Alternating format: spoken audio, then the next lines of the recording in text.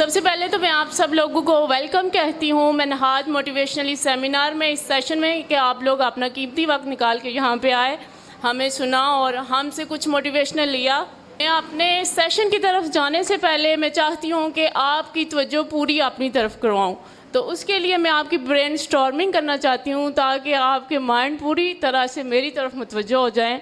तो आप मुझे ये बताएं, आप सब के बच्चे स्कूल्स में जा रहे हैं, हुआ यहाँ आ रहे हैं या किसी और स्कूल में जा रहे हैं, तो वो कौन सी चीज़ है जिससे हमें ये पता चलता है कि हमारे बच्चे की क्वालिफिकेशन, हमारे बच्चे की एजुकेशन इम्प्रूव हो रही है, जिससे ये पता चलता है कि ये बेटर लर्न कर रहा है। क्या चीज़ है वो फीस पे करने से पता चलता है।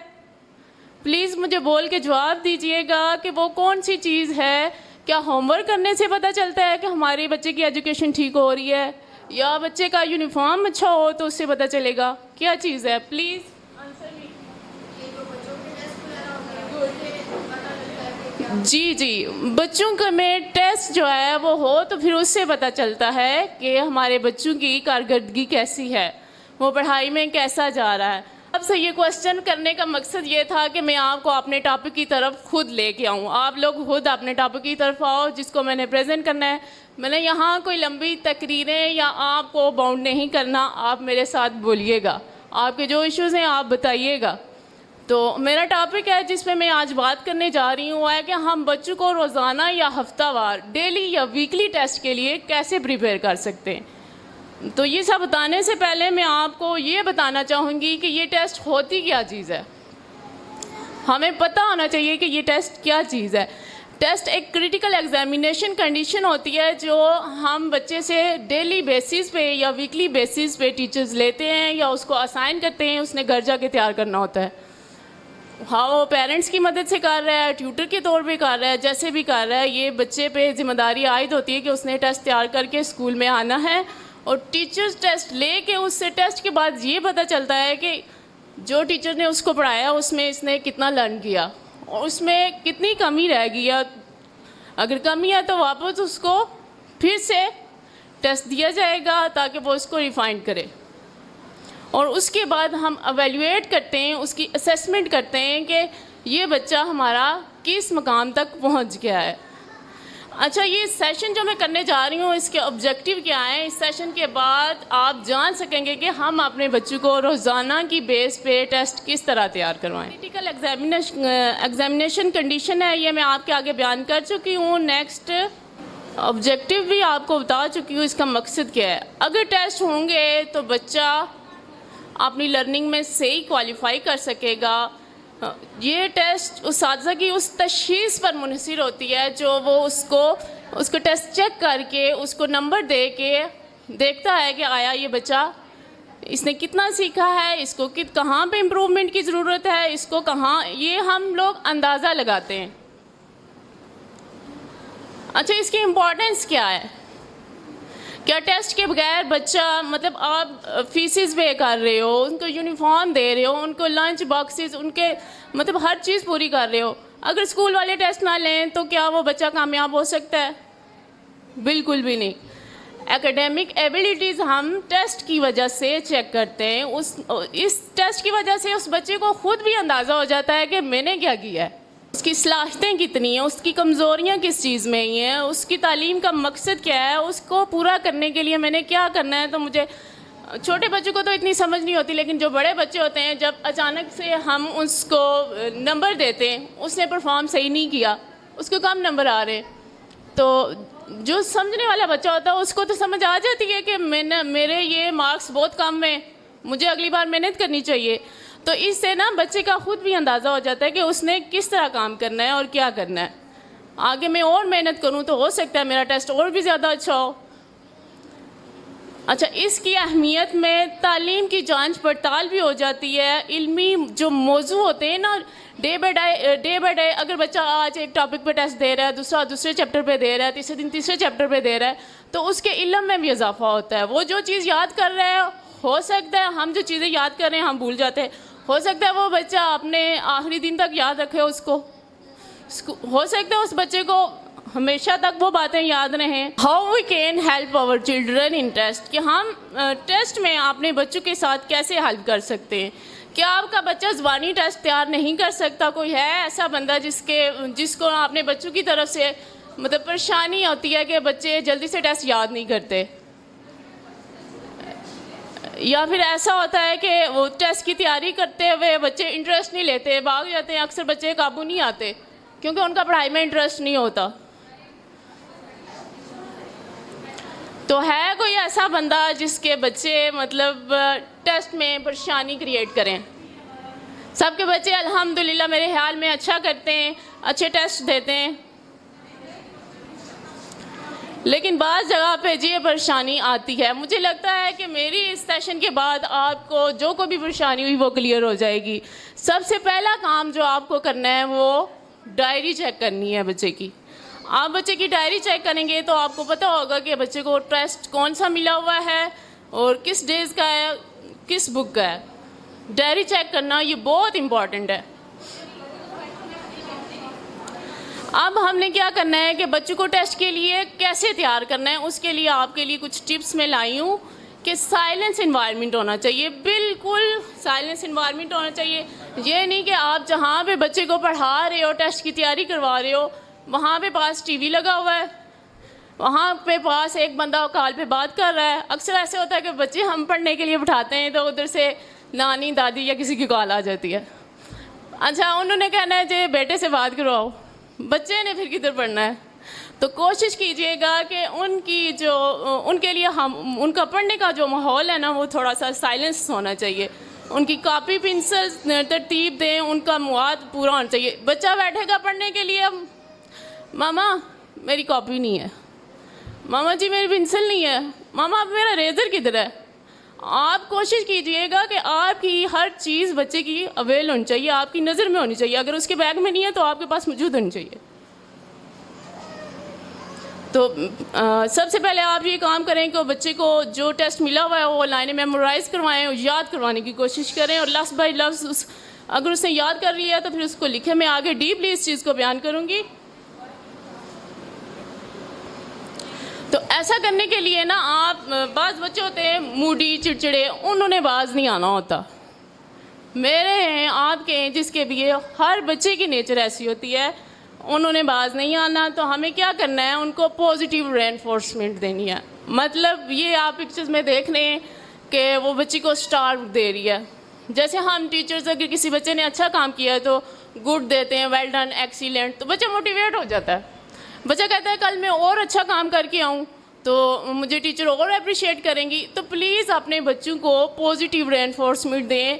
पॉजिटिव रेनफोर्समेंट मतलब आपने बच्चे को कह दिया कि आप ये काम करके दिखाओ, मैंने आज आपको पास्ता बना के देना है, मैं आज आपको नूडल्स बना के दूँगी। बच्चे ने मतलब लालच तो नहीं कह सकते, लेकिन रेनफोर्समेंट में आके उसने ये आपने उसको पुश करना होता है, धक्का लगाना होता है जैसे काम करने के लिए। तो बच्चे ने इसमें आके ज़रूर वो काम आपको पूरा करके देना है। आगे देखें ये पिक्चर्स, एक बच्ची बड़े शौक़ से काम कर रही है, लिख रही है, बड़ा मतलब नज़र आ रहा है कि ये इसका इंटरेस्ट है इसमें। और एक जगह देखें कि बच्चा क्या करता नज़र आ रहा है कि झाड़ू लगा रहा है, शायद यही है ना। तो उसके ज़हन में आगे क्या चल रहा है, ये पैसों की पिक्चर है, डॉलर्स की। ज़रा इससे किसी ने मतलब कहा है कि आप ये काम करो तो मैं आपको पैसे दूंगा। तो इस शौक़ से ये एक पॉजिटिव रेनफोर्समेंट आ जाती है जो हमें ज़रूर बच्चों को देनी चाहिए, जिससे बच्चे हमारे काम जल्दी करें, हमारे ना ही बल्कि अपने काम भी जल्दी करें। अच्छा जी, एक नेगेटिव रेनफोर्समेंट आ जाती है। एक मतलब हम नेगेटिविटी की तरह हम बच्चे से बिहेव करते हैं। मतलब उसने काम नहीं किया तो हम कहते हैं निकल जाओ इधर से, ठीक है, आप मेरे सामने नहीं आना, आप मुझे अपना मुंह नहीं दिखाना, मैं शक्ल नहीं देखना चाहती आपकी। भाई क्यों, आपका बच्चा है, आप उसको इस तरह से बिहेव नहीं करो। बिल्कुल पनिशमेंट ज़रूरी है, बस जगहों पर ज़रूरी है, हमें अपना कंट्रोल रखना चाहिए, लेकिन हर वक्त ये इस तरह के अल्फाज बयान करना ये अच्छी बात नहीं है। हमें इससे इज्तनाब करना चाहिए थोड़ा सा। और सेकंड, बिहेवियर। अब इस पिक्चर को देखें, अंदाज़ा लगाएं कि ये फादर अपने बेटे से क्या कैसे बात कर रहा होगा, मतलब गुस्सा ही कर रहा होगा। गुस्सा करना चाहिए, गुस्से के बगैर औलाद जो है वो बाज नहीं आती, लेकिन एक लिमिट तक जहाँ पे बनता है। हम बच्चों को टेस्ट के लिए कैसे तैयार कर सकते हैं? Praise their work and effort, मतलब उसने जो काम किया है, गंदा किया है, अच्छा किया है, आप उसको शाबाश दें। वाह गुड, आपने तो ये कर लिया है, आप तो बहुत अच्छा कर सकती हैं। और यकीनी बनाएं कि बच्चे खुद करते हैं, मतलब अपना काम बच्चे खुद करें। मैं आपको बताऊं, मैं एक बार छोटी, तो जब छुट्टियां हुई ना, हमें काम का बर्डन मुझे लगे, तो मेरे बाबा बड़े पोलाइट से, तो मैं उनको बोलूं बाबा मैंने नहीं लिखना, आप कर दें। तो वो मुझे कहते हैं बड़े प्यार से, बेटा फिर स्कूल भी मैं ही जाता हूँ। तो ये काम नहीं करना, आपने अपने बच्चों के साथ कोशिश करनी है कि वो अपना काम खुद करें। तो हलफ शार ना हो, मतलब टीवी पास ना लगा हुआ हो, ऊंची आवाज़ में मौसीकी या फ़ोन कॉल्स ना हो। आजकल तो बच्चे हैं ही, मतलब ज़्यादा रिश्तेदार फ़ोन के हैं, पेरेंट्स के इतने नहीं है, तो हमें उन्हें अपनी तरफ लाने के लिए फ़ोन से दूर करना है। अगर लर्निंग के लिए आप फ़ोन्स दे रहे हो तो ठीक है, अदरवाइज़ ये होता है कि बच्चा बिल्कुल फ़ोन में लगा हुआ, इधर पेरेंट्स आ रहे हैं, जनाब वालिद साहब रात को बाहर से आए, बच्चे को पता है नहीं मेरे वालिद की एंट्री हुई है, घर में दाखिल हुए हैं, सुबह से बाहर रहे हैं, तो उनको एहसास तक नहीं होता कि गिलास पानी का उठा के अपने बाबा को पेश फरमाएं। तो एक दिन हमारी कंडीशन ऐसी ही हो जाएगी। तो हमें चाहिए कि बच्चों को थोड़े एहसास दिलाएं। हम माएँ ना, हम खुद कहें बेटा बाबा हैं, उठें आप पानी दें इनको, ठीक है। इस तरह बच्चों में ना कशिश पैदा होगी। इस तरह जो उनकी अलग एक्टिविटीज़ है ना, फ़ोन में सर दिया हुआ और पता ही नहीं घर में क्या हो रहा है, आपने उनको अवॉइड करवाना है, आपने उनको गाइड करना है, ऐसे नहीं ऐसे करना है, ये नहीं ये करना है। टेस्ट की तैयारी करते हुए हम अक्सर ऐसा होता है कि हमारे बच्चे ने टेस्ट तैयार कर लिया है, ठीक है जी, उसको बिल्कुल आता है, उसने तैयार किया, उसने लिख के दिया, लेकिन जब वो स्कूल आया तो टेस्ट गलत हो गया। वाई? क्योंकि उसको सवाल की पहचान नहीं होती। सवाल गंदम, जवाब चना, ये सूरत हाल हो जाती है। उसको टेस्ट की पहचान नहीं होती, उसको सवाल की पहचान नहीं होती। तो कोशिश करें, अगर जो बच्चे माएँ खुद पढ़ा रही हैं बच्चों को, तो कोशिश करें पहले बच्चे को सवाल की पहचान करवाएं कि भाई इसने क्या पूछा है, तो फिर उसका आंसर, फिर लफ्ज़ ब लफ्ज़ टेस्ट पढ़ें और बच्चे हिज्जे की ज़ुबानी करें। मतलब हिज्जे की ज़ुबानी, जैसे अगर हम उर्दू की रीडिंग करवा रहे हैं तो उर्दू में रीडिंग का टेस्ट मिला हुआ है, तो रीडिंग में बाज़ वर्ड ऐसे होते हैं, बच्चों को जोड़ तोड़ उसमें करवाएं, बच्चे को जोड़ करके बताएं कि ये वर्ड ऐसे बनता है। जब आप जोड़ करके बताओगे तो फिर बोलेगा, और फिर बार बार लिखें। जब बच्चा टेस्ट याद कर लेगा, उसके हिज्जे की उसकी हो जाएगी, तो वो जब उस टेस्ट को लिखेगा, पहले उसको बोलें देख कर लिखे, देख कर लिख लिया, उसको बोलें आप ज़ुबानी लिखो, ज़ुबानी लिखने लगा तो उसको कोई नहीं लिखना आया, तो आप उसको अगेन एंड अगेन, बजाय उसको मारने पीटने के, उसको बोलो ये बेटा आपकी सज़ा है, 10 बार लिखो इसको, 5 बार लिखो इसको, इतनी बार आप इसको ये काम करवाओ। तो यकीन करें वो बच्चा बिल्कुल एक्यूरेट आपको टेस्ट क्लियर करके दिखाएगा। आगे ये देखें, पिक्चर्स प्यारे से बच्चों की बड़े शौक़ से काम कर रहे हैं, तो इनको काम करवाते वक्त स्पेलिंग ज़रूर याद करवाएं। उर्दू में अमला, मतलब कि किताब है तो किताब में कितने हरफ आते हैं, कौन से हरफ से मिल के किताब का लफ्ज़ बनता है, ये अमला ज़रूर करवाएं। ये अमला आप करवाएंगे तो बच्चों की वर्डिंग, प्रोनाउंसिएशन, उनकी रीडिंग ठीक होगी। मैंने बहुत जगह पे देखा है, हमारे बच्चे, उर्दू हमारी कौमी ज़ुबान है, लेकिन हमारे बच्चों को उर्दू की रीडिंग करना नहीं आती। आप घर जाके अपने बच्चों को कहीं से भी बोलें बच्चा उर्दू रीड करके दिखाओ, लेकिन बड़ी मैं नाउम्मीदी से कह सकती हूँ कि बहुत ही कम बच्चे होंगे जो आपको फर रीड करके बताएंगे, ठीक है। तो तलफ़्फ़ुज़ उनका दुरुस्त करवाएं, पहचाने, सरगर्मियाँ करवाएं, एक्टिविटीज़ उनको हमेशा करवाते रहें। अच्छा, जब आप बच्चे का टेस्ट तैयार करवा रही हैं तो आप ये करें कि जिस दिन उसका टेस्ट होगा उसको खुद भी सुबह जल्दी उठें, नमाज़ पढ़ें, उसको भी नमाज़ पढ़ने के लिए कहें, और कोशिश करें आप उसको सुबह कहें कि टेस्ट रिवाइज़ कर ले, और अपने बच्चे को अच्छा नाश्ता खिलाएं, क्योंकि सेहत अच्छी होगी, आगे बच्चा बेचारा पेट दर्द के मारे बैठा हुआ होगा, वो क्या टेस्ट देगा? सेहत उसकी अच्छी होगी तो उसके सब काम अच्छे होंगे। हौसला अफजाई करके भेजें। ये आगे एक वीडियो प्ले कर रही हूँ मैं, आप इसको गौर से देखें कि कैसे एक फादर जो हैं अपने बच्चे को बड़े मतलब बच्चे ने तो मुंह बनाया हुआ है, स्कूल जाने की वजह से सुबह हर बच्चे ने मुंह बनाया होता है, लेकिन वो देखें किस तरह अप्रिशिएट करके उसको भेज रहे हैं। और हमारा मतलब मेरा भी ये रूटीन होती है कि सुबह उद्यम मचा हुआ होता है, हमारी रूटीन ख़राब हुई होती हैं, हम उस तरह से बच्चे को रिलैक्स करके नहीं भेज सकते, क्योंकि हम मतलब अपने ऊपर हमने कामों को हाईवी किया हुआ होता है। हमें ये काम करना है, ये रह गया, ये रह गया, ये रह गया।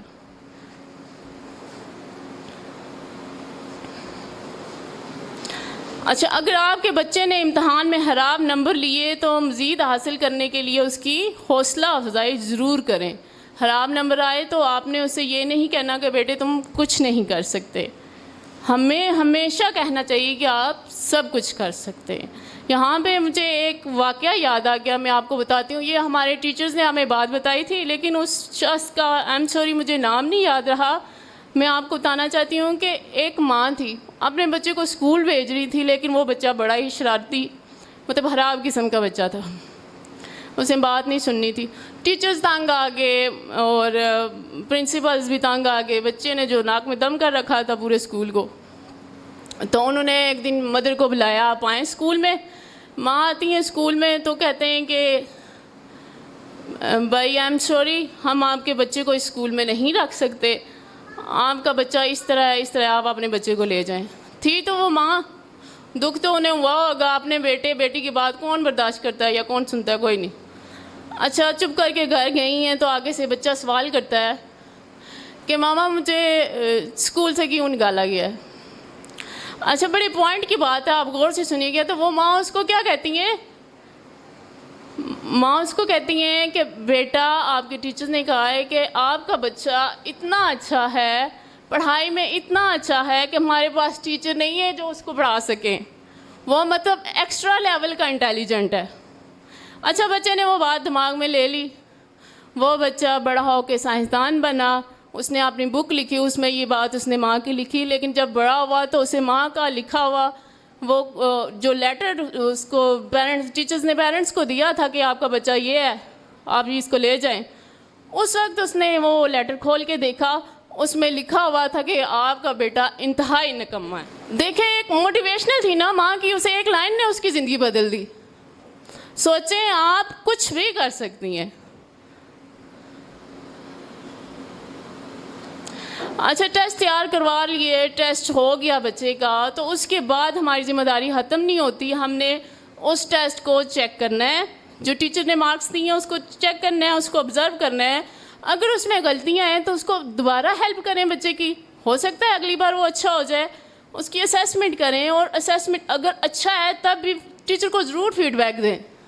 टीचर आपकी फ़ीडबैक सुनेगी। अगर जहाँ पे कमज़ोरियाँ हैं, गलतियाँ हैं, हो सकता है वो बच्चा कहीं उसकी आई साइड वीक हो, दूर बैठा हुआ, उसको सही नज़र नहीं आ रहा, हो सकता है उसको समझने में प्रॉब्लम हो सकता है उससे कोई और इशू हो, तो टीचर उसको सही तरह से गाइड करेगी, उसका टेस्ट इंशाअल्लाह अच्छा होगा।